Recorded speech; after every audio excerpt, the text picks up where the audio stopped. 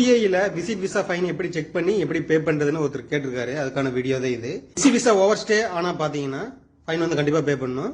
அதுக்கு வந்து ஒரு சிலர் பாத்தீங்கன்னா 200 dirhams, ஒரு சில இடத்துல பாத்தீங்கன்னா 100 dirhams அந்த மாதிரி சொல்லுவாங்க. ஆனா ICP தரப்புல என்ன சொல்றாங்கன்னா 50 dirhams per day 50 dirhams சொல்றாங்க.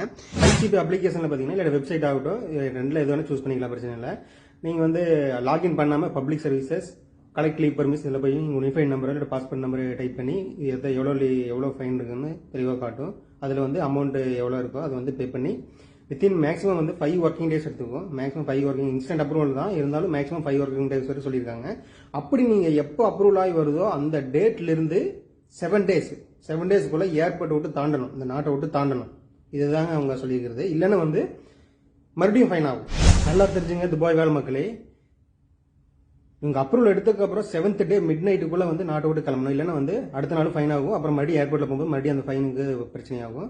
7th டே மிட் நைட்டுக்குள்ள கிளம்பணும். மேக்ஸிமம் ICPலேருந்து 50 dirhams per day 50 dirhams over ஸ்டேன்னு சொல்றாங்க. ஆனால் வந்து செகண்ட் வெரிஃபிகேஷனுக்கு யாராவது ஓவர் ஸ்டே ஆயிருப்பாங்களா அவங்க வந்து செக் பண்ணி சொல்லுங்க. யாராவது அது செக் பண்ணாதான் தெரியும். இங்கே யாரும் ஓவர் ஸ்டே ஆன மாதிரி இங்கே இல்லை. அதனால தான் வந்து கரெக்டாக வந்து நம்ம தெரியணும்னா செகண்ட் வெரிஃபிகேஷன் வேணும்னா யாராவது ஓவர் ஸ்டே ஆயிருக்காங்களா அவங்கள வச்சு தான் நம்ம கண்டுபிடிக்க முடியும்.